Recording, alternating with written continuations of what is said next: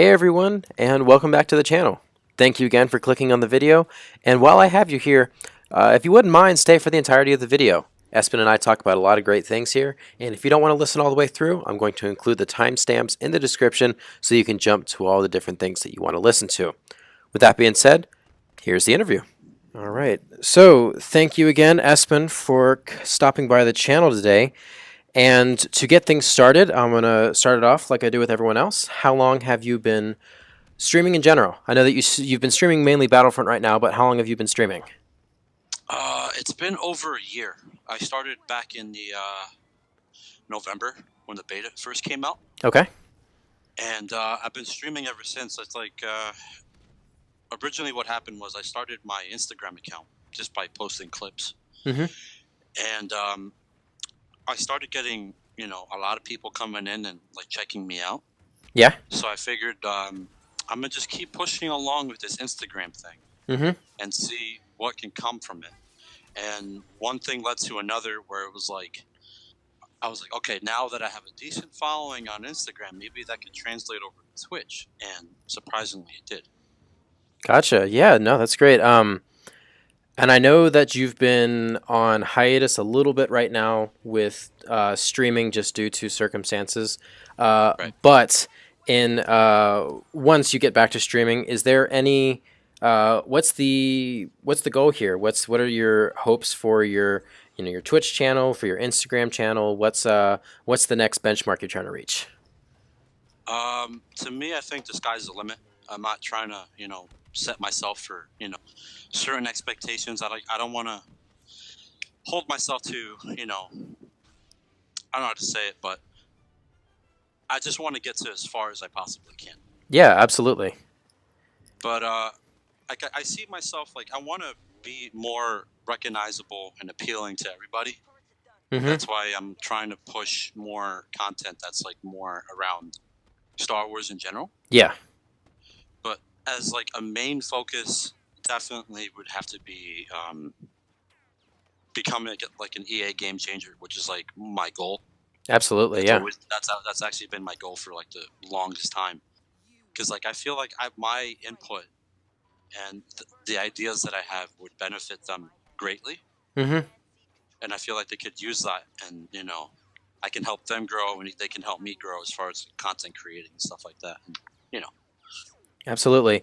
And for those of you who do not know, ESPiN might be one of the best Battlefront players that I've seen. If Battlefront had an esports, I would definitely be putting him at the top of the list, especially for console players. I'll see some of the clips that he posts on his Instagram, and I'll just be like, oh my.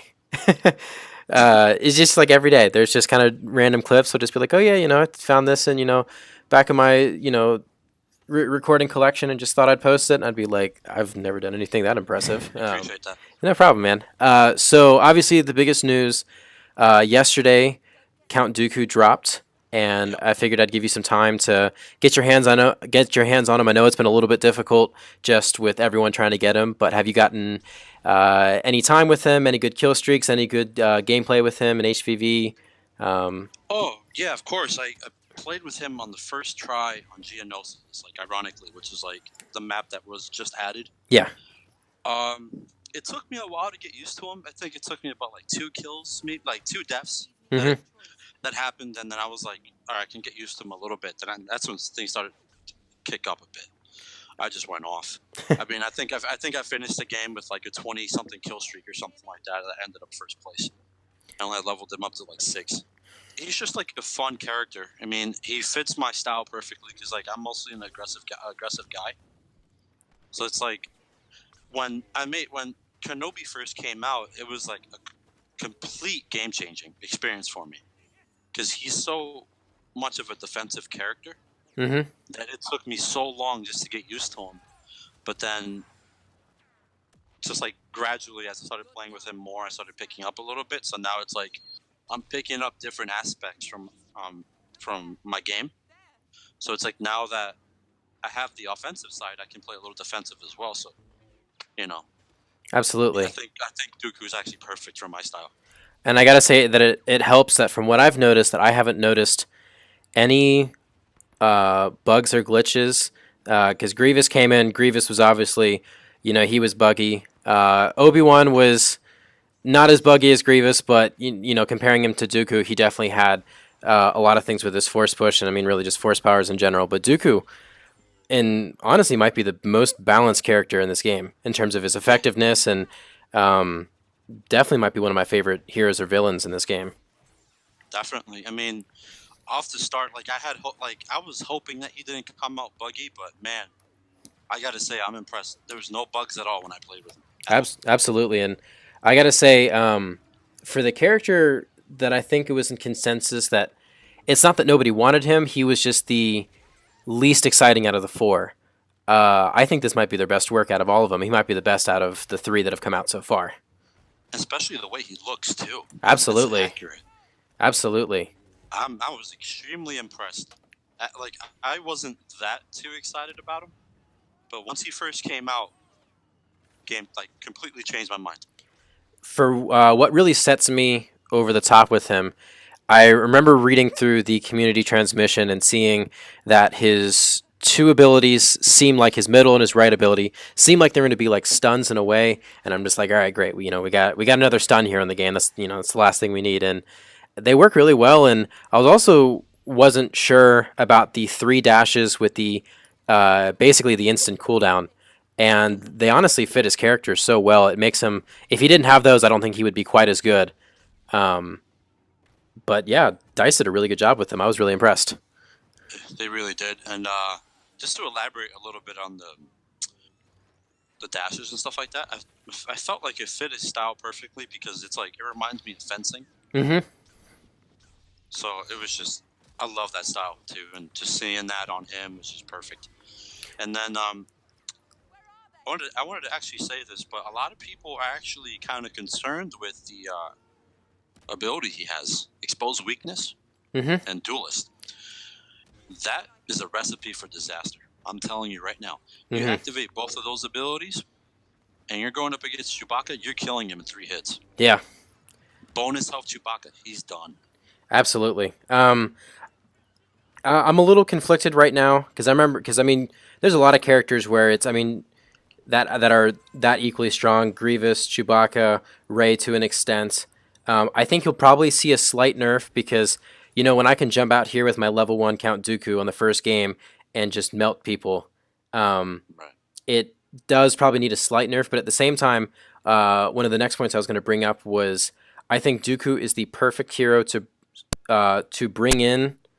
It almost exposes the need for the change in the lightsaber combat, and I think it's exposing the spam swingers in the community, because also I've noticed with Dooku, if you spam swing with him, you're done, just because since he is a little bit slower, and if you're not being skillful and dashing, you're going to get killed really quickly. But if you are maintaining your swings, watching the other opponents dashing and dashing around them, you can pretty much kill anyone, which, when you think about it, that's the way Dooku's supposed to be, based off of what, we've gotten from canon. He is the expert duelist, probably the best lightsaber duelist in the galaxy. So, but I do agree, he probably does need a slight nerf, because it is a little ridiculous. Without star cards, he's this good. Yeah, he does a lot of damage. It's insane. So, what I wanted to go into next is, from what I've noticed, you are more of an HVV player, correct? Yes, yeah. And I like the idea of the mode, and every time a new hero comes out, I play a lot of it. Probably not as much as you do, but I generally find myself just hating my life after playing it for, I don't know, more than 10 or so games.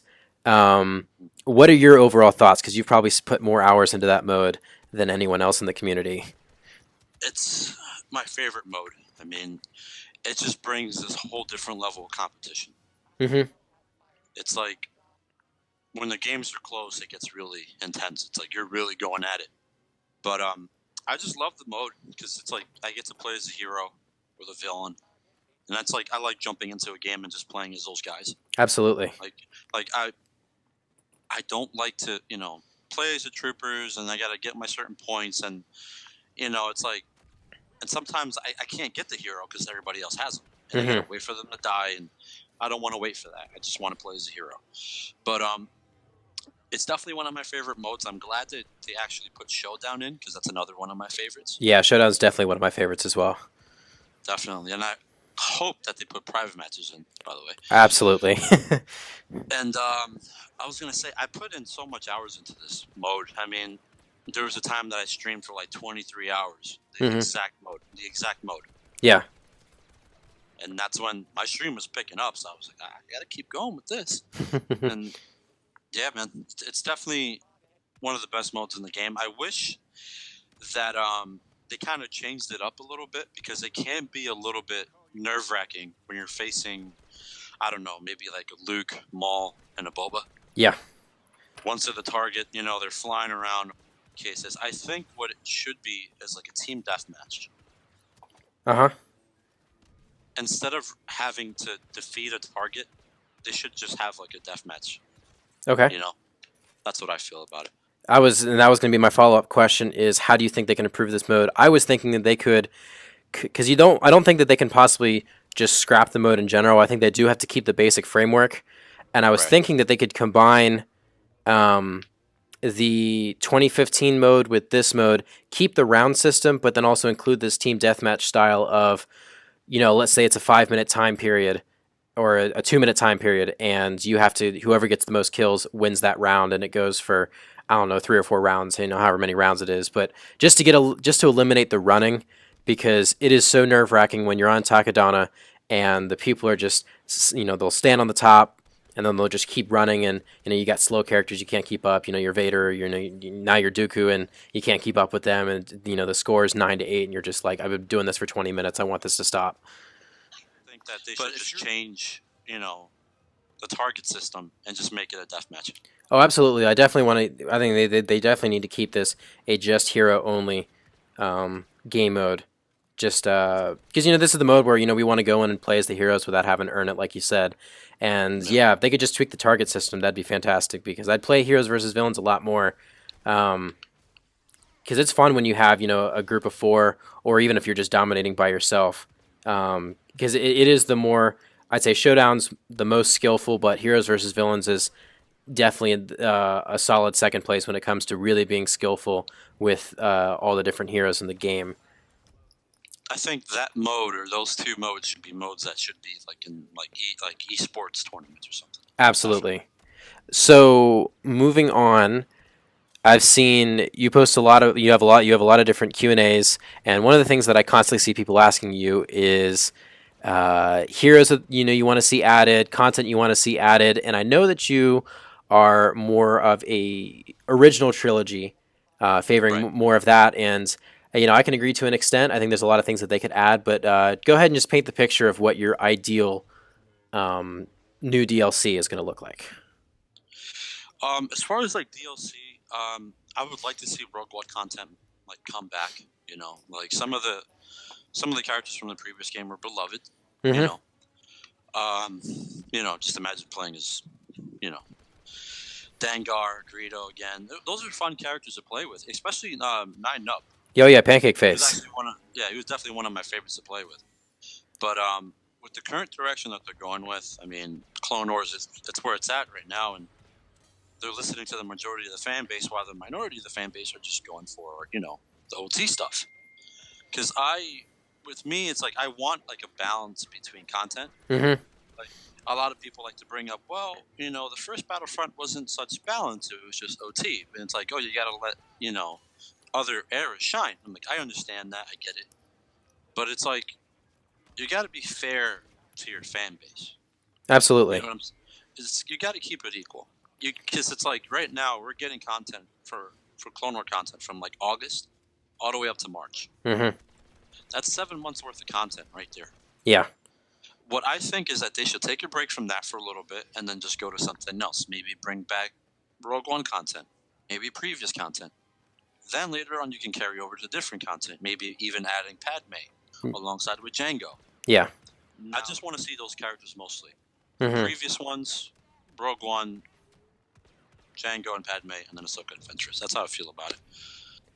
Realistically, when I was thinking about this the other day, so we got to think about this upcoming year because we're guaranteed content for the next year. There is episode 9 coming out. so we're going to get sequel content in around December time. And then also, the new Clone Wars season is coming back out. Right. So I think, That blew up. and I think that will probably get some content, except I think they both come around the same time. I agree with you that I think they need to take a break from Clone Wars content. I'm a big Clone Wars fan, and I definitely want to see, I'd say, one more hero on each side. Because I don't want it to be too dominant of Clone Wars versus the other eras. I would like to see a Rogue One just because there's a lot of really cool maps, really cool heroes that they could add. Especially those short troopers. Oh, absolutely. They need to add a Scarif DLC, and I think that's what they will focus on, just because they do have the files for it. It's already started. It was in the campaign. I feel like that's easier to do than to port something else over. Exactly. Jen and Krennic would be cool. I don't know if that's going to happen if they'll add the heroes, but I guess that's to be determined. They're not even the favorites. Yeah. Right now, they're not. No. It's just. I mean, I guess like the majority of the fan base that's like right now with this game is just a younger generation. It's like all these people want to see just Clone Wars stuff. I mean, I don't think that some of them care a lot for other content. I would be fine with Clone Wars content. I would honestly rather see more blaster heroes. I think we have enough saber heroes. That's what it's becoming right now. It's just a saber. Especially with the whole, like, give Palpatine a lightsaber. It was just, that was madness, because it was like, look, Palpatine might be the most interesting character in this game in terms of gameplay-wise. Please don't give him a lightsaber. So now just to wrap things up, I wanted to get your advice for any young streamers out there, any small channels. What is your go-to advice that you could give them for how to improve, get more people watching them, all the above? What I would say to them, you have to be appealing to everybody. Okay. You have to also make sure that you interact with the community, be extremely active, associate yourself with other big name, accounts in the community. Yeah. It's like when I first started, what I did was I associated with other people. Mm-hmm. So I would ask them to, kind of give me advice, and then it's helped me, along the way. So it's like I would tell them, just don't be afraid to ask other people if you need help. Yeah. Because there's always somebody in the community who's going to be willing to help you out. Absolutely. So I mean, it's always ask questions. I mean, just learn from other accounts. That's how I feel about it. I mean, you just gotta ask questions. For sure.